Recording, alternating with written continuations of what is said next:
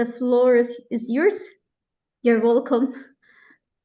Oh, I feel always welcome when I have the opportunity to be a part of this gathering of minds.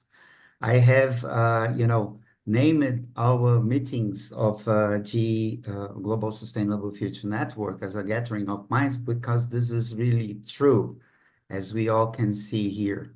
I'm sending up first a warm greeting from Brazil, really warm, because as you probably know or have not said from the news, we are almost suffering the second heat dome that will grow up the temperatures here in Brazil in almost all regions for something about 10 degrees Celsius. Unfortunately, a month ago, and we are not in summer yet, unfortunately, 1 month ago, COP28 thoughts were proved here in Brazil with the fact that we have an Amazon that is dry, the rivers are dry, and with the fact that the south of Brazil is suffering the worst rainfalls that they ever saw in the past 80 years, 80 years. So there is no register in the past of the rains affected so hardly the south region in Brazil. And of course, it has a direct umbilical relationship with the fact that Amazon is dry. Well, I would like to extend the best wishes for all of you. We are in the closing of this end, the year 2023, that we expected a lot to be the first post-pandemic year in the globe. And we have to deal in the past 2 years with all these impacts that were caused by COVID-19 global pandemic. And related to this aspect of quality education, we had a great loss because according to UNESCO, we had something around 1.5 billion students outside the classroom in a period of almost 2 years. We have broadened inequality in terms of education around the globe. And I will, of course, speak a little bit more about Brazil because I am a Brazilian. I do live in Brazil. And probably you will be able to speak more about the countries and societies that you live in.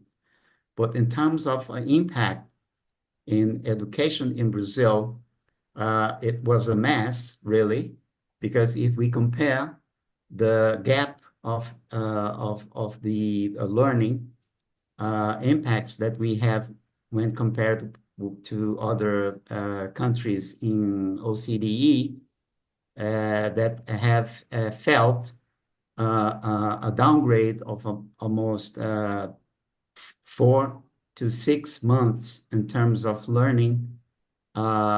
In terms of Brazil and Latin America, this impact can reach something around 4 years. So it means that we will have to work hard 4 years, especially in the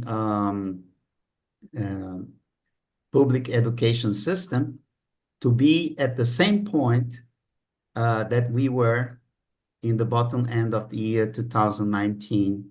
That was, the entry room of the COVID-19 pandemic that was installed globally from a small city, for a small city in China parameters, called Wuhan, in February of the year 2020.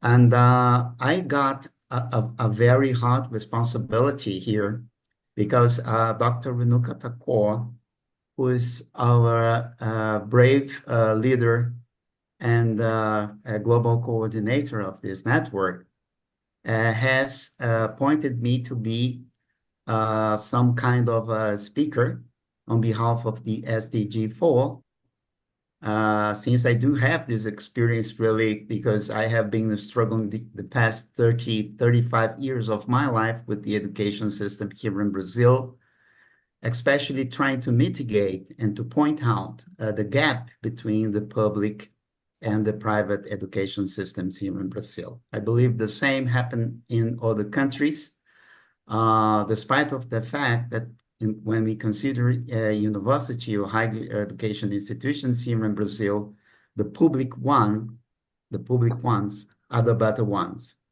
And that's why we have such a hard impact of the pandemic here along 2 years. And these broadened the inequality. And I hope in the coming future, probably in the beginning of the year 2024, I would be able to express myself in a gathering where we can address especially this SDG4 and impacts and what we can do and what we can address in our countries, in our societies, to bring this quality education up from the agendas into action. We have to consider that we have different cultural, social, and economic backgrounds. So we will not be able to define, this is my perception, of course, the meaning of quality education without considering all these differences in our background in our countries. So, but we all know, and probably we all agree, that we have suffered a lot and that we have to be as much as possible clever to understand that we have an opportunity in a very dangerous period of our time, because we had just had, the thoughts and the reflections that were made in the COP28 in Dubai, where our beloved leader, Dr. Renuka, was with some of you, my colleagues and fellows. And at the same time, we had the universities putting out these research that are pointing that we are unfortunately reaching the point of no return, the inflection point in our mother art in Gaia, in 5 different systems in the globe. So we urge, and it's urgent, to bring the sustainability background to our universities, to our colleges, to our schools around the globe, because I believe that it will be only by education that we will be able to achieve the other 13 Sustainable Development Goals. So thank you very much for this opportunity for being here. I had a lot of international conferences and gatherings that I have been invited to be a speaker on this subject and other subjects, and I always presented first my family name as being a member of the Global Sustainable Future Network, and I had the opportunity to share with many of you all those thoughts that are connected with this representation of being SDG4 Global Chair for our network. So thank you very much. I wish you all the best, and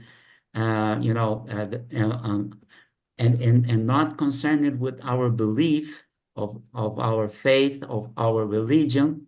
Hope that we have a chance in the coming future to do better, to support what we are trying to reach as a sustainable and a more sustainable future, especially for this younger generation. So thank you very much, Dr. Renuka. Thank you, all colleagues and fellows. Thank you, Professor Dr. Jus. Yes, sure, exactly. For any nation to be developed, it should already concerning more about education. This is the best way for any nation to be more developed. So thank you. yeah, and also our faith and our religion always push us to be more dealing with environment more sustainably. Yeah, thank you so much. I would like to add just one thought. There is diversity, there is adversity, there is a lot of limitations in what we can do and what we should do. But I think we bring a lot of force and energy when we are collective. And that is why I think we must think creatively, because I don't believe that we are going to get funding. We are not going to get time even, or not even get any support. Let us be our own support, each other, and bring that collective power with which we can change our own as well as our neighborhood and as well as our regional or our national, whatever we can reach out, and let us change that. So let us be together and collectively think, as we know that need is the mother of invention, and we have this need and we need to invent new things for that. Thank you. Thank you.